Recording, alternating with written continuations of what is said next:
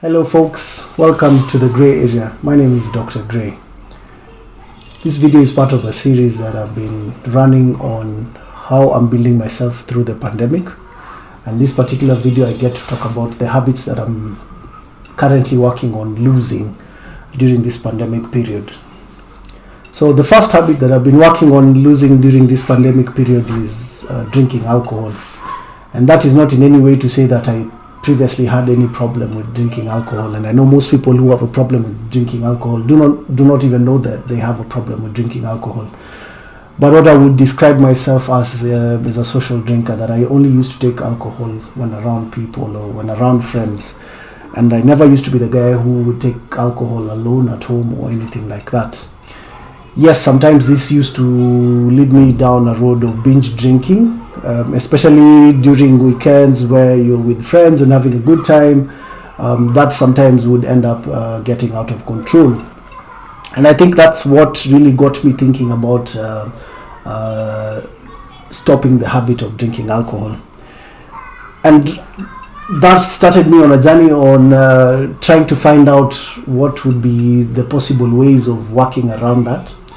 And one of the books that I came across, and I think I've already discussed this book in multiple, or rather my previous videos. And this book is Atomic Habits by James Clear. This book is a must read for everyone. And it doesn't matter what you're doing with your life or what you intend to do with your life. This is a highly recommended book for anyone who seeks to change their path and put themselves on the path to success. But that's beside the point. The point is one of the things that you need to do when you're trying to quit a bad habit is change your thinking around it. And what the book recommends is that you create a new identity. So for example, in this particular scenario or situation, what I did is I stopped seeing myself as someone who takes alcohol and just started seeing myself as someone who doesn't take alcohol. So anyone who'd ask me, are you going to have a drink? I'll just say, no, I don't take alcohol. That creates a new identity rather than saying I stopped taking alcohol or I no longer take alcohol. You just create a new identity about yourself, and now you remain accountable to that identity. And that also creates a message in your brain where your brain now knows that this is the kind of definition or this is the kind of person that you are now. So I just created a new identity about myself, and I just don't take alcohol. If anyone asks me, I'm just like, no, I don't take alcohol. And it's not I don't take alcohol anymore, but it's just that I'm a teetotaler. I don't take alcohol. And what you need to understand is that the motivation behind you taking the alcohol might not be the alcohol itself, but what the alcohol makes you feel or makes you do. So for me, I used to take alcohol when around friends, and it's because of the feeling of being around friends, the euphoria that comes with that, that I was seeking. I don't think I was looking for the highness from the alcohol, but basically what I was seeking was that acceptance or that general feeling that you get around friends when you're taking alcohol. So, and that is something that the book really explains very clearly, that normally the habit itself is not the issue, but what the habit enables you to achieve or the effect that you get from the habit is the issue. So if you're able to go around that, then that creates a new way of dealing with the habit. So for me, really, I realized that, hey, maybe what I need to focus on is the feeling around friends, and these friends that I'm hanging around. Is it possible to get this same feeling without alcohol in the equation? And the answer is yes. So I've still been hanging out with friends. As a result of breaking the habit of taking alcohol, yes, I have shaved off some friends. But what that has done is that it has lifted the quality of my friendships and the discussions that I have around my friends. And I don't know if this is the same experience for everyone out there. I'm sure there are quite a number of people who share the same experience as I do. But you do realize that when alcohol is not in the equation, or when you're hanging out with your friends and you're not taking alcohol, you realize that the depth of your conversation changes. You tend to have deeper conversations when you don't have alcohol or drugs involved. And maybe that's my personal experience. So I find that right now I tend to know more of what is going on with my friends. I tend to understand them better, and they tend to understand me better and whatever is going on in my life. A lot of what used to happen is that we would meet in the club and, have a good time and everything, and sing and dance and take shots and whatnot. And at the end of the day, if you ask me, Gray, what is happening in so and so's life, I really don't have a clue what's going on in their life, because really we didn't have any conversation about what is going on in their life. And I used to mistake this for deep relationships, and it turns out no. What really I was getting out of that those relationships, is just the euphoria and the general good feeling, which served its purpose at the time.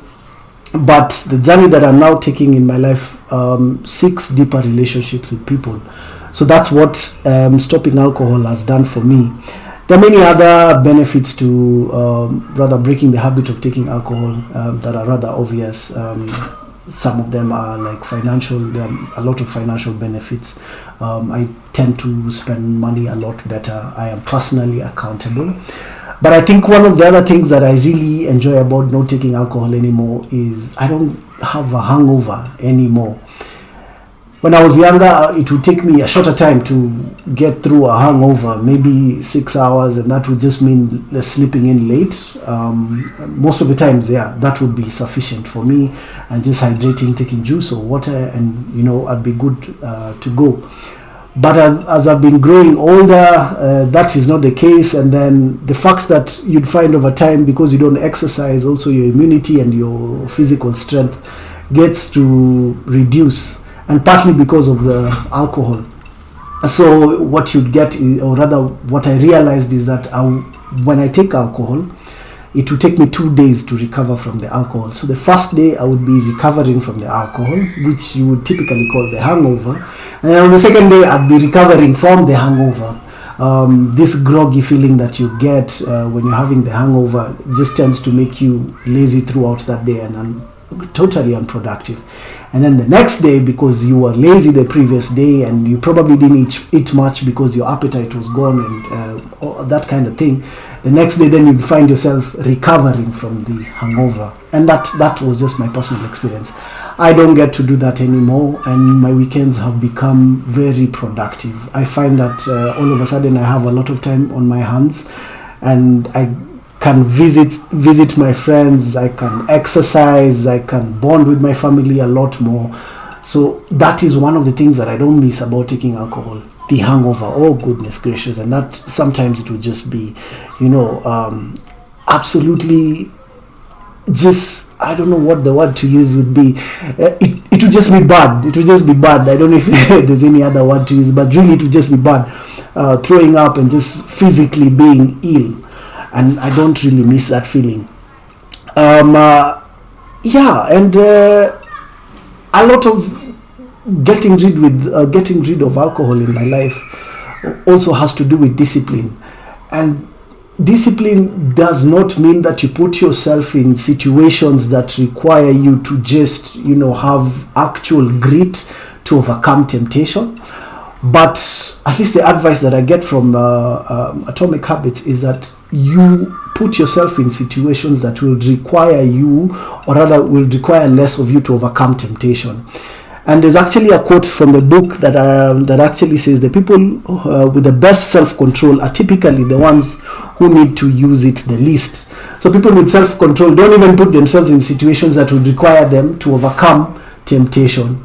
Yeah. So again, when I'm hanging out with friends nowadays, most often than not would be in a place where typically don't serve alcohol, or if there are places that serve alcohol, that's not their main business. You'd find that we're in a restaurant, so we are eating. So as I'd be around people who are eating and having alcohol, but really it wouldn't be the solitary purpose why we are there, rather than being in a pub where you're actually technically there for the alcohol, and then the conversation of food is just a secondary reward for that matter. So yeah, that's about me and alcohol, and I'm enjoying the journey so far. I feel healthy, I feel stronger, I enjoy my days, I have longer days, I have a lot of time on my hands, I have deeper relationships with people around me. And yes, I've just been as a matter of fact, or as a matter of creating the extra time, now I am building myself and skills, many skills around me as a result. I hope that would be your experience if you do decide to go down that journey. The other habit that I'm working on losing is binging on television. I used to watch television a bit too much. And I remember when Game of Thrones was airing, and you just go on a binge during the weekend and watch episodes and rewatch episodes of Game of Thrones. And that was an amazing series. I also have this tendency of watching sitcoms and comedies in general, so the likes of 2.5 Men, Modern Family, Big Bang Theory, Friends. I really, really enjoy those. And I have watched them, I would say confidently, more than 10 times. I am at a point in my life where I can actually narrate each and every word or sentence that most of these comedies, each and every word and sentence in these comedies. So I had to reassess my position, and I decided maybe I need to reduce that amount of time I spend on binging on television and watching all these sorts of series. And what I did was I kind of replaced watching those sitcoms and comedies. I still watch them because they make me happy, but I reduced the amount of time I spend on watching them, and I replaced that with productivity videos and personal growth videos, podcasts and books. So one of the things one of the YouTube videos that I got into, or channels that I got introduced to, is Ali Abdallah. And I have found that very helpful, and through that I have been introduced to many other YouTube guys who speak about productivity and personal growth, and that has helped me, one, to start my own YouTube channel, and two, just become more productive in general. The likes of Matt Diavella, I also met this lady called Sorella Moore, that she has a very beautiful YouTube channel, interesting YouTube channel. And many others that I came across. Perhaps I'll put a link in the description for some of these YouTube channels that I personally enjoy. I've also been listening to podcasts, and I had previously never engaged myself in podcasting. Maybe because of exposure, or maybe I just never thought of it. But then once I got into it, it's been a beautiful journey and a beautiful experience. So I've been listening to, for example, How I Made My First Million on podcasts. There's another podcast called Revisionist History by Malcolm Gladwell. An amazing podcast. I like the way he interrogates and investigates issues. So if you're one person who enjoys scientific shows or just questioning things in general, that would be one podcast I would recommend. The other podcast that I've been listening to is Foundering, and that's a very recent podcast. I think they only have, as of the shooting of this video, they only had 4 episodes, all of which I've listened to. And basically, it's a story about WeWork and the journey that WeWork took. And it's a very interesting podcast that I would recommend any person, any entrepreneur who seeks to have a startup in future. Perhaps you can learn from the mistakes that these people made. So that's what I did. That's what I did to replace the binging on television time. Procrastination has been a habit that I think I'm not the only one. I can say that confidently, that I'm not the only one who's been struggling with procrastination. And man, you'd find that sometimes I have tasks set out for a day, a week, a month, and I just never get to achieve them. And part of what I discovered is the mistake that we make is something that has been given a name called Parkinsons Law. So Parkinson's Law says that work expands to fill the time that it's been allocated. And you'd find that when we set out tasks, sometimes we don't put any time constraints on the task, and therefore you just find yourself dragging on until a certain time when there's a deadline, say an official deadline from school or from work. then you'd find yourself achieving that task in a much shorter time than you had anticipated. So one of the things I did was, or rather I've been doing, is being conscious of that fact, knowing that when I set out a task, then I should set a time limit to it. And I tried to be reasonable with that time limit, not being over-ambitious, and also not dragging out the task too much. The other thing I came across was that there's a 2-minute rule, or rather James Clear explains in his book about a 2-minute rule. So if you have a difficult task that keeps escaping you, break that task into bit-sized bits, make them last only 2 minutes, and strictly put it at 2 minutes. And what that does is that it makes the task a lot easier. I've been learning French online using an app called Duolingo, and Duolingo is an amazing language learning app that makes the lessons very small, very, very, very small. In fact, in a lesson, a lesson can take you as long as only 2 minutes, and you get to learn at least 3 words. I would say 3 words in that 2 minutes, and how to put sentences together. When I started using Duolingo, and because of how simple it is and how easy it is to use, then I realized, hey, learning a language has become very easy for me. Another trick that I've used is I've reduced the friction between myself and a task. So, for example, I've been meaning to read the Bible every day, and I've been meaning to do that together with my wife. And again, for a very long time, that task seemed to escape us. So I did something very simple. What I did is that I put the Bible on our dining table, and every evening we do our best to have dinner together. Well, sometimes that doesn't work because I'm working a night shift, but every evening I'm at home, we sit down at the dining table and we have dinner together. And when dinner is done, we just the Bible is right next to us, so we kind of just pull it from that. It's just actually literally an arm's length away. I pull it and I just open it, and we get to read it. And that has made it a lot easier for me to read the Bible. I would say in a week, I would at least read the Bible 5 times in a week. And that, moving from a place when I never used to read the Bible, I would say that is a tremendous improvement. And just finally, focusing on your procrastination. Now, what focusing on your procrastination means is that look at what you are doing while procrastinating another task.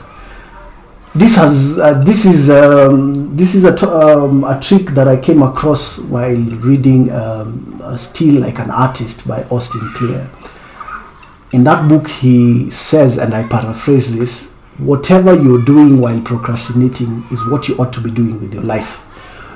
Look at what you're doing with your life. So personally, I was seeking a lot of entertainment. So the shows that I was watching, or I would find myself reading books while procrastinating actual studying for school. And I asked myself, hey, wait, perhaps I can use these things to my advantage. So part of what I changed, or part of what I switched up, is instead of watching TV, how about I create some TV? So hey, I started my YouTube channel. The other thing is, when I was reading the books, then I would be procrastinating on something else. So I made myself feel a lot better. So first I changed the quality of the books. Not really the quality, I kind of mixed up the genres of the books that I got to read. And then I threw in a bit of productivity books, a bit of science books in there, that kind of are not directly linked to medicine, but there's a way you would find connections or similarities between what happens in the medical field and what I would be reading. So that helped me to kind of make good of my procrastination, or rather find value in procrastination. Just being conscious of what I'm doing while procrastinating, or what I would call focusing on your procrastination. That you become very conscious that, hey, at this particular moment I am procrastinating. I am not doing what I ought or set out to do, and this is what I am doing instead. Is there a way of me creating value from this other activity that I am engaged in, that is taking me away from the activity that I had initially set out to do. Those are the 3 things that I had prepared for you, or rather I had to share with you concerning my personal journey in building myself through the pandemic under the topic of losing habits. I still have a couple of more episodes where I get to again share with you how I am personally growing myself through the pandemic. I'll have a link somewhere down here or up here where I will attach the video, and you can go ahead and watch them. Thank you. I hope you enjoyed yourself.